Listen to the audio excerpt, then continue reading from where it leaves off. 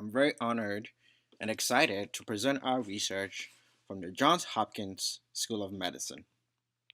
My name is Charles Odonkor, a recent graduate from Johns Hopkins PM&R and currently serving as an associate faculty with the International Rehabilitation Forum. I'd like to thank and acknowledge Dr. Stephen Cohen for his mentorship and support with this research. I also like to thank the American Society of Regional Anesthesia and Pain Medicine for recognizing our work with the Best Immediate Research Paper Award and a Travel Award to attend the 16th Annual Pain Medicine Meeting in Disney World, Florida. I'll be presenting identification of precursor events associated with lumbar facet pain and outcomes. For more details on our research work, please check out the recent publication in the July 2017 Journal of the Anesthesia and Analgesia. I'd like to thank all my co-authors and support staff at the Johns Hopkins Boston Pain Treatment Center for their assistance with this work. For a little bit of background, chronic low back pain is the number one cause of disability in individuals under the age of 45 years. It is estimated that every 1 out of 4 cases of axial low back pain is due to lumbar facet pain. Now, lumbar facets are small segmental joints found at each level of the lumbar spine, and they stabilize the spine and assist with load bearing. While it is presumed that all lumbar facet pain is a result of degeneration due to repetitive stress or trauma, the exact mechanisms or events leading to lumbar facet pain remain unknown.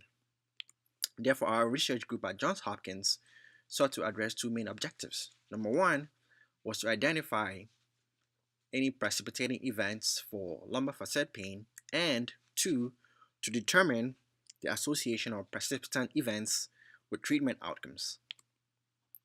We conducted a retrospective study approved by the Johns Hopkins Institutional Review Board. We conducted a review of electronic charts looking at the medical codes for lumbar facet joint radiofrequency ablation procedures, basically all performed between January 2007 and December 2015. Here we have a list of our inclusion and exclusion criteria and our defined positive outcome. Table of our results showing the demographic and clinical variables as stratified by treatment outcome.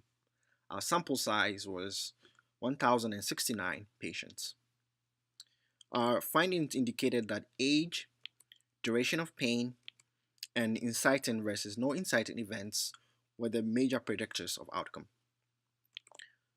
Interestingly, obesity also showed a trend towards significance.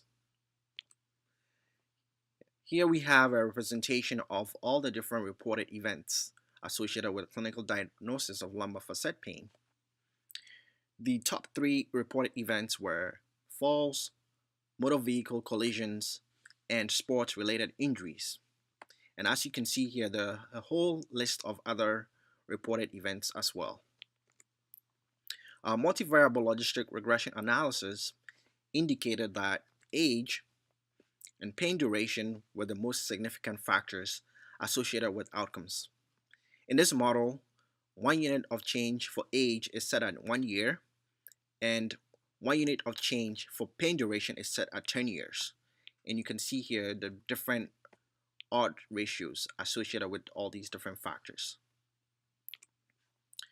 Very interestingly, we observed that age had a modifier effect on the various factors observed in the study. So, for patients less than 65 years, you can see that the two most significant factors were single versus multiple inciting events and pain duration less than or greater than or equal to 10 years. However, when you look at the older group, aged greater than 65 years, the most important factor was obesity. And in contrast to other results, we did not find disability or workers' compensation to be significant. In short, or take home points: age, pain duration, less than 10 years, and attribution of inciting events were associated with a positive outcome. Also, the relationship between age and pain generators is not so simple, and therefore, other factors like obesity may play a role. We think that inciting events may actually represent the tipping point for which cumulative degenerative processes may cause the patient to experience nociception.